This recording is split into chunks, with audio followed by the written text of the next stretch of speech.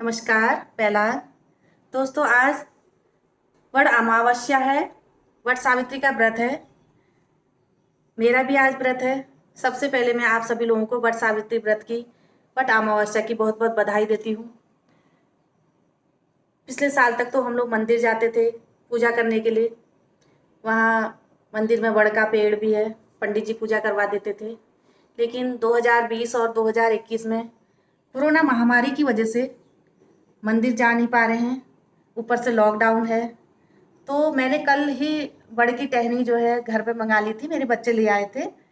आज मैं घर पे ही पूजा करने वाली हूँ और पूजा करके मैं आपको दिखाऊंगी घर पर वट सावित्री की पूजा कैसे की जाती है। चलिए अब पूजा में जाते हैं, पूजा शुरू करते हैं। ये ऐपण की चौकी है। अगर ऐपण की चौकी नहीं है तो आप गेरू से लीप के उसमें ऐपण डाल सकते हैं, बिस्वार पीस के, और उसके ऊपर बट का पेड़ को रख के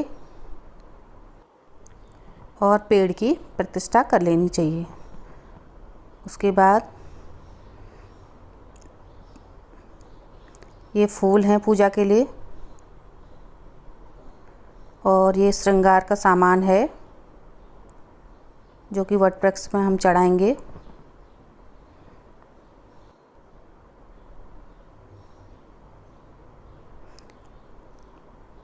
ये पूजा के लिए 5 प्रकार के फल हैं,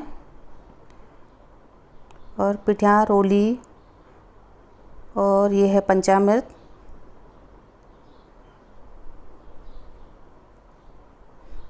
ये 5 बत्तियां लगा रखी मैंने पूजा के लिए, जिसमें हम आरती करेंगे।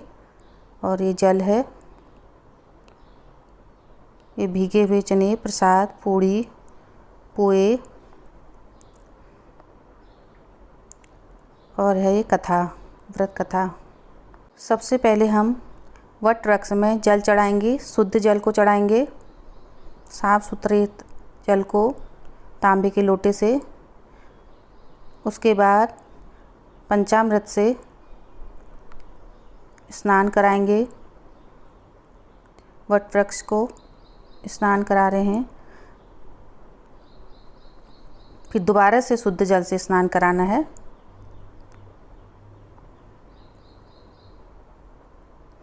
वट वृक्ष में जल चढ़ाना है और मन में सावित्री माँ का जाप करना है। उसके बाद रोली, चंदन, अक्षत वट वृक्ष में लगा के उनकी पूजा करनी है। और ये ध्यान रखना है कि हर समय माँ सावित्री का ध्यान मन में रखना है। वट वृक्ष में ब्रह्मा, विष्णु, महेश तीनों का वास होता है।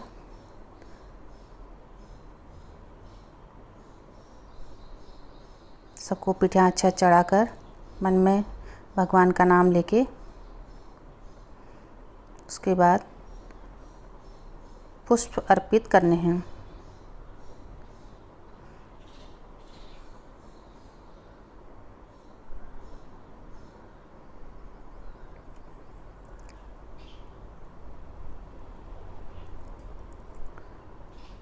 पुष्प अर्पित करने के बाद फलों का भोग लगाना है और प्रसाद का भोग लगाना है।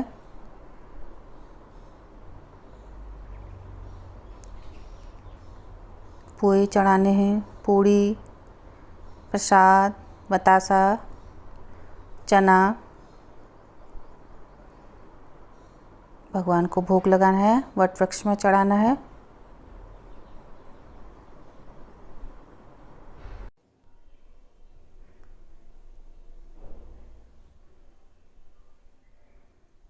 अब कथा शुरू करनी है। कथा शुरू करने से पहले वट वृक्ष का पत्ता अपने सिर पर लगा लें।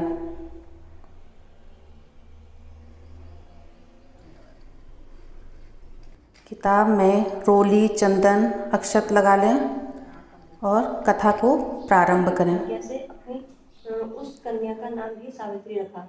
वह राजकन्या सावित्री साक्षात शरीर धारण की हुई लक्ष्मी के समान शोभित होती हुई बढ़ने लगी और धीरे धीरे सुकुमार अंडों वाली पूरी के मार्ग पर नहीं आ सकता। सावित्री ने कहा, आपके जैसे विशिष्ट पुरुष के साथ पति का अनुगमन करती हुई मुझे कभी भी थकान या ग्लानि नहीं हो सकती।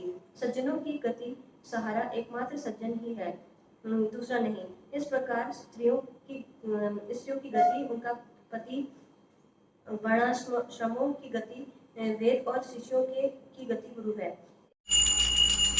जब कथा समाप्त हो जाए उसके बाद वट वृक्ष की आरती उतारें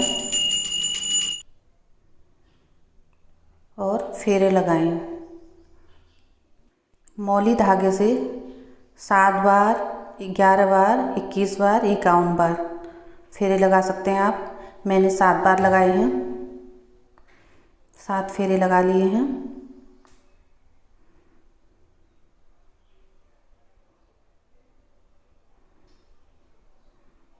और जो धागा बचता है उसको वृक्ष के तने में रख दें।